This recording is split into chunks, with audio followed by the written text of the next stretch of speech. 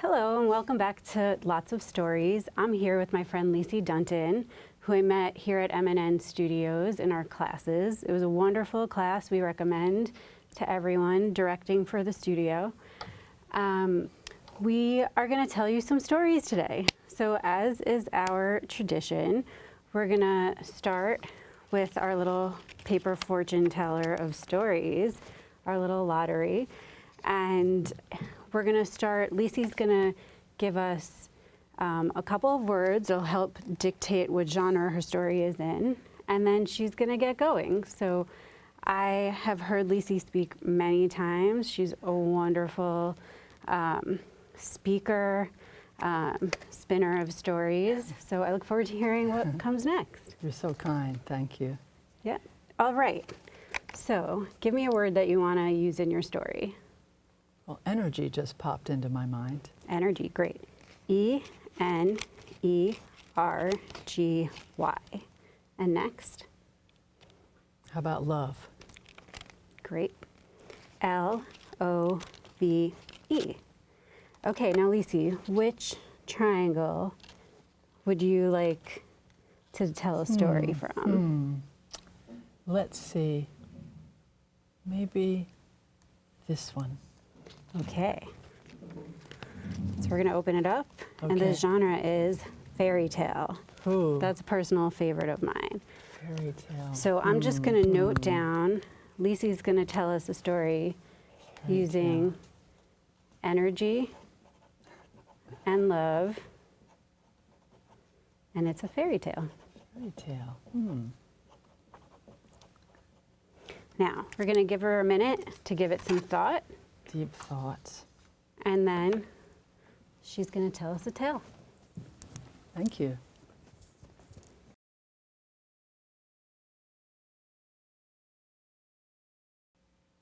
Well, when I think of fairy tale, what comes to mind is when I was a child, I asked my parents, you know, why are we here? Where are we going? What religion are we anyway? And my mother said, it's basically, it's up to you, dear. And my father said, oh, you just choose your own myth. So I thought, oh, interesting. You mean a religion is a fairy tale? Huh. So I was trying to pick my own fairy tale for my life, you know. And, you know, later on in life, I realized he meant like Joseph Campbell type of myth, like the hero's journey, and those kind of tales, you know, of self-discovery. But I just thought, huh, I'm supposed to pick my own fairy tale, what do you know? So in terms of my own fairy tale, or what a favorite one is, I would say anything involving like Tinkerbell and wands and magic stardust. That's, I was down with that, any story that had that in it.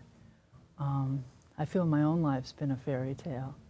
And I actually have a wand, which makes a noise, whoosh, and it seems to be very effective. So I thank my father for his great energy and his great love, and my mother too. They both had that in common, and they were trying to help their inquisitive, spiritually seeking little girl who had a lot of questions. And that's what comes to mind with fairy tales. Yeah, I love fairy tales. All of them. Thank you.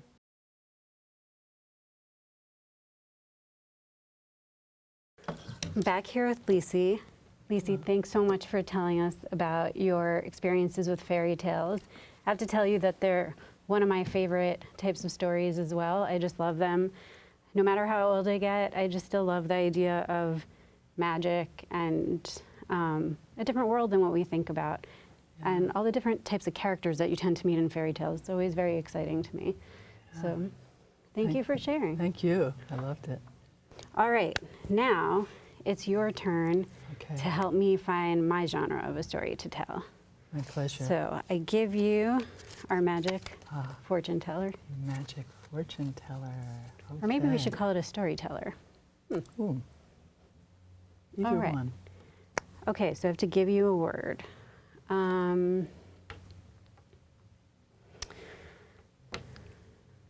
Starlight. Starlight. S-T-A-R-L-I-G-H-T. Okay, and then another word. Let's see. Golden. Golden. G-O-L-D-E-N. Okay. And now, which section do I want to pick from? Let's show Oh, yeah. our friends the inside of this thing. I'm going to go with this one with the flower. Oh, very good choice. So then Let's see. you open it up. I confess I created this, but I don't remember what's where. Something from history, fiction, or nonfiction. Good category. Tricky. All right, I'm going to take a minute, and then we'll go.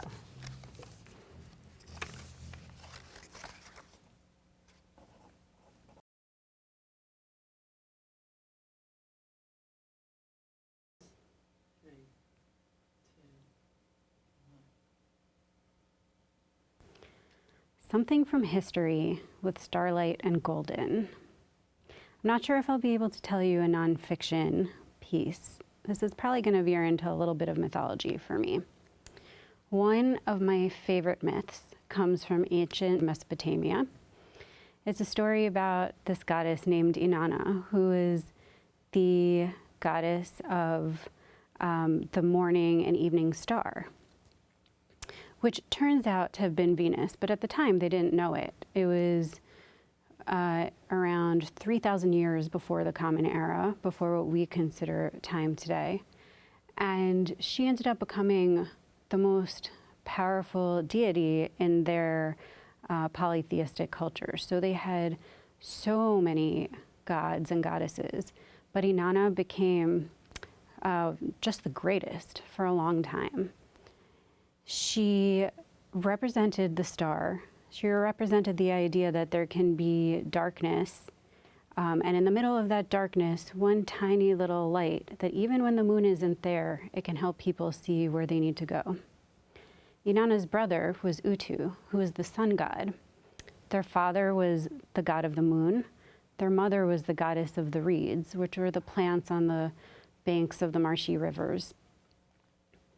And so in this mythology, there is this idea that two great celestial beings were the product of the moon and the earth and the water. And I always thought that this was such a beautiful idea. It's sort of different from the concepts of religion that I grew up with, and I'm sure many people who are watching this grew up with different ideas too. The Sumerian mythology, in terms of how they thought of the different gods and goddesses, kind of went away over time. But there are seeds of it in the Bible. There was a flood that they talked about in Sumerian literature. I think many people are familiar with the Epic of Gilgamesh, which was discovered, I believe, about 100 years ago. And they talked about a great flood. And they talked about someone who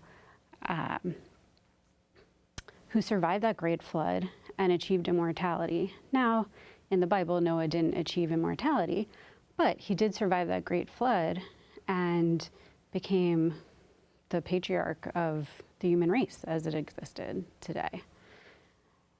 There are other things that took place in the Sumerian mythology that were kind of the roots for what we see in the Bible. And I always think it's so interesting to go back and see even the things that are some of our most dearly held beliefs are really connected to what people have been thinking about since the very beginning of time. The way that the land and the sea and the skies emerged, perhaps out of chaos. That's also an idea from ancient Mesopotamia. The way that the celestial bodies that give us starlight, that give us the golden sunlight, are able to help us through the cycles of day and night. So that's my little piece of history about something from the stars, and something golden. Thank you.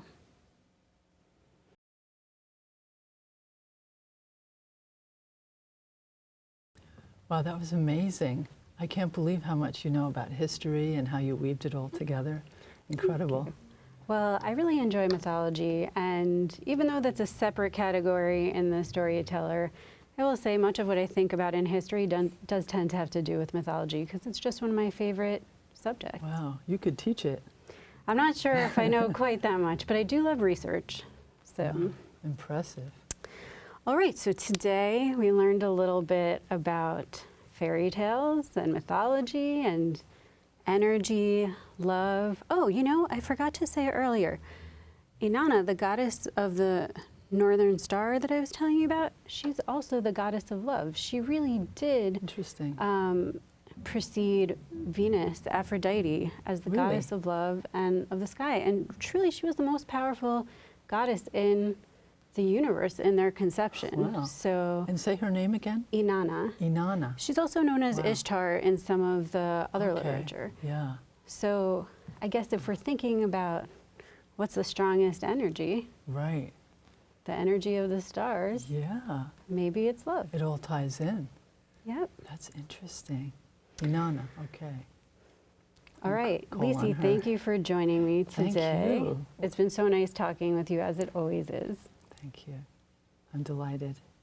All right, and we'll see you in our next segment at Lots of Stories.